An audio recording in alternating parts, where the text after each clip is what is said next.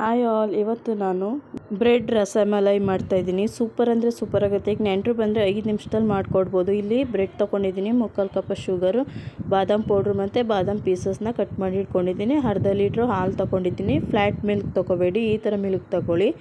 ನೋಡಿ, ಈಗ ಒಂದು ಪಾತ್ರೆಗೆ ಹಾಲು ಹಾಕ್ಕೊಳ್ತಾ ಇದ್ದೀನಿ. ನೀವಿಲ್ಲಿ ಸ್ವಲ್ಪ ಕೂಡ ನೀರನ್ನ ಸೇರಿಸೋ ಆಗಿಲ್ಲ, ಯಾಕೆಂದರೆ ಇದು ಫುಲ್ ಗಟ್ಟಿ ಆಗಬೇಕು. ಹಾಗೆಯೇ ನಮಗೆ ಕ್ರೀಮಿ ಥರ ತುಂಬ ಅಂದರೆ ತುಂಬಾ ಟೇಸ್ಟಿಯಾಗಿ ಬರುತ್ತೆ.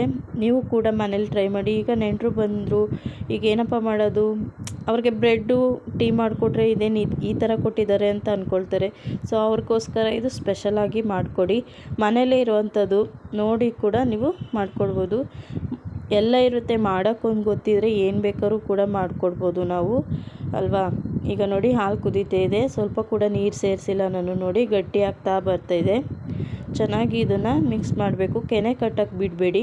ನೋಡಿ, ಕೆನೆ ಕಟ್ಬಿಟ್ರೆ ಅಷ್ಟು ಚೆನ್ನಾಗಿ ಬರೋಲ್ಲ ಇದು.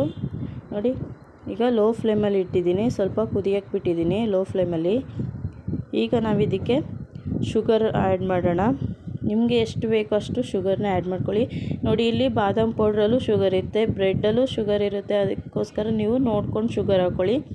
ಜಾಸ್ತಿ ಹಾಕ್ಕೊಬಿಟ್ರೆ ತುಂಬಾ ಸ್ವೀಟ್ ಆಗುತ್ತೆ, ಆಗ ತಿನ್ನೋಕ್ಕೂ ಕೂಡ ಆಗೋದಿಲ್ಲ. ತುಂಬ ಸ್ವೀಟ್ ಆದರೆ ನೋಡಿಕೊಂಡು ಇಲ್ಲಿ ನೀವು ಸ್ವೀಟ್ನ ಹಾಕ್ಕೊಳ್ಳಿ. ಬ್ರೆಡ್ಡಲ್ಲೂ ಶುಗರ್ ಇರುತ್ತೆ, ನೋಡ್ಕೊಂಡು ಹಾಕ್ಕೊಳ್ಳಿ. ಸ್ವಲ್ಪ ಚೆನ್ನಾಗಿ ಈಗ ಮಿಕ್ಸ್ ಮಾಡಬೇಕು. ಸಕ್ಕರೆ ಎಲ್ಲ ಕರಗಬೇಕು. ಸಕ್ಕರೆಯಲ್ಲೂ ಕೂಡ ನೀರಿನ ಅಂಶ ಇರುತ್ತೆ. ಸೊ ಹಾಗಾಗಿ ಇದನ್ನು ಕುದಿಯೋಕ್ಕೆ ಬಿಡಿ. ನೋಡಿ, ಈಗ ಕುದೀತಿದೆ. ಈಗ ಇದನ್ನ ಆಫ್ ಮಾಡ್ಕೊಂಡಿದ್ದೀನಿ. ಈಗ ನಾವು ಬಾದಾಮ್ ಪೌಡ್ರನ್ನ ಹಾಕಿದ್ದೀನಿ. ಇಲ್ಲಿ ಏಲಕ್ಕಿ ಕೂಡ ಇದರಲ್ಲೇ ಇರೋದ್ರಿಂದ ನಾವೇನು ಎಕ್ಸ್ಟ್ರಾ ಏಲಕ್ಕಿ ಹಾಕಬೇಕು ಅನ್ನೋಂಗೇನಿಲ್ಲ. ಈಗ ಚೆನ್ನಾಗಿ ಮಿಕ್ಸ್ ಮಾಡ್ತಾ ಬರಬೇಕು. ನೋಡಿ, ಸ್ಟವ್ ಆಫ್ ಮಾಡಿದ್ದೀನಿ ನಾನು. ಇದನ್ನು ಸ್ವಲ್ಪ ತುಂಬ ಕೋಲ್ಡು ಆಗೋದು ಬೇಡ, ತುಂಬ ಬಿಸಿನೂ ಇರೋದು ಬೇಡ, ಆ ರೀತಿ ಮಾಡ್ಕೊಳ್ಳಿ. ಅಂದರೆ ಬೆಚ್ಚಗಿರಬೇಕು. ನೋಡಿ, ರೆಡಿಯಾಗಿದೆ. ಸ್ವಲ್ಪ ಉಗುರು ಬೆಚ್ಚಗಿದ್ರೆ ಸಾಕು. ತೀರಾ ಬಿಸಿ ಇರಬಾರ್ದು, ತೀರಾ ತಣ್ಣಗೂ ಇರಬಾರ್ದು, ಆ ರೀತಿಯಾಗಿ ಕೊಡಿ. ಸೂಪರಾಗಿರುತ್ತೆ. ನೋಡಿ, ಈಗ ಈ ಥರ ಒಂದು ಪ್ಲೇಟಿಗೆ 2 ಪೀಸ್ ಬ್ರೆಡ್ ಹಾಕಿ ಅದ್ರ ಮೇಲೆ ರಸಮಲೈ ಹಾಕ್ತಾಯಿದ್ದೀನಿ. ತುಂಬ ಅಂದರೆ ತುಂಬಾ ಟೇಸ್ಟಿಯಾಗಿ ಇರುತ್ತೆ.